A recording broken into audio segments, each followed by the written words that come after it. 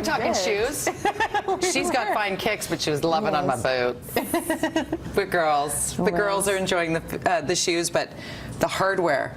Pointing out this one in particular, Vancouver 2010. Yes. How much did that mean to you, that moment? A lot. I mean, that was when it all really started. That was when, you know, the dream became real, and being here in Vancouver, being at home, that was and will always be a very special one to me. As you said when we pointed it out, you're like, this has seen some love. You do carry them around and enjoy them. I love that. And I like sharing them with people and letting other people have their moment with them. So, yeah, they've kind of like Gringles. They have their scratches and their marks, but they all have a story, which is part of it. And tell us a little bit about your Sochi experience. We all were right there with you and rooting you on. Yeah, Sochi, I mean, I get a lot of questions all the time. Which one do you like better? Very different experiences. Sochi was surprisingly really great. Didn't know what to expect, and there was a lot of hype or unsureness that was going to go on. But overall, venues were done great. We didn't see any of those weird toilets and things like that everybody knows. And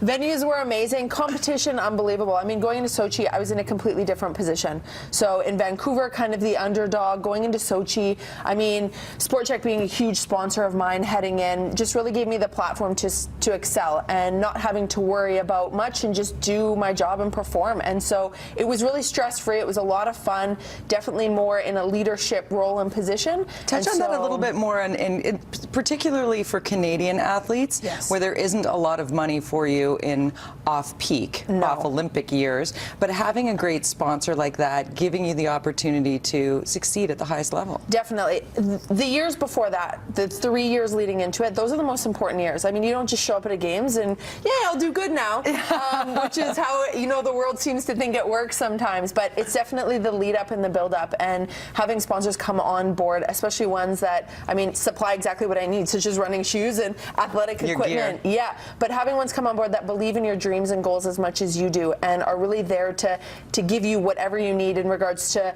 coaching or therapy and build you up, so that they're there to celebrate at the end with you, but they've been a part of that journey and the process the whole way, so that you can really all enjoy at the very end. Very key. Okay, you brought a couple of pictures for us. We would be remiss if we didn't show your partner in crime. Yes, Heather.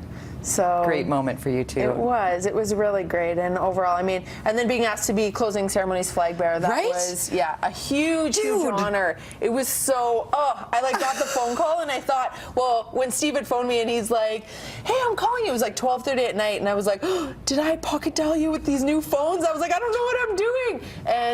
And so and he explained everything, and I mean, our team was fantastic, getting to know a lot of the athletes, and again, being in more of that leadership position this time around in this games, and to know the team had chosen, you know, me to go in and carry the flag and represent, it was so heartwarming, and it was really a huge honor. So good for you, and clearly well deserved. Yes, you've worked hard for your accolades, girl. I want to talk about your tattoos, but we don't have time. I want to talk about the MMA. Wait, let's get to this MMA picture, because a lot of people were like, oh, she's totally going to get in the ring and compete. I was like, no, you're not, are you? I'm not, no. Okay. It was just you know, a fun thing that us UFC had done that everyone is just kind of pushing. So I'm going to go learn. I'm a big UFC fan, and get to train and see what it's like to train with some of the coaching staff. So I've got a day in a mall where I get, you know, my debut. Nice. But no, just a fan.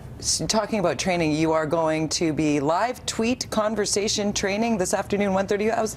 Yes. What's that? What's going on there? Hashtag my better. So answering questions. I know the Vancouver Sun Run's up and coming, and so if people have questions in regards to training and the proper equipment, proper running shoes being the most important thing, and warm-ups, cool-downs, you know, different tips and tricks for just getting back training, especially this spring, and it's been a long winter, so just getting back out there and training. I will be answering questions. What's the last thing you think about before you head down a run? What goes through your mind? Do you have a mantra? Nope. Nope. Clear my mind. I mean, as soon as I grab that bar, I focus on, you know, very simple things. So I break it down step by step, push that sled as hard as I can as soon as I get in. It's literally corner by corner.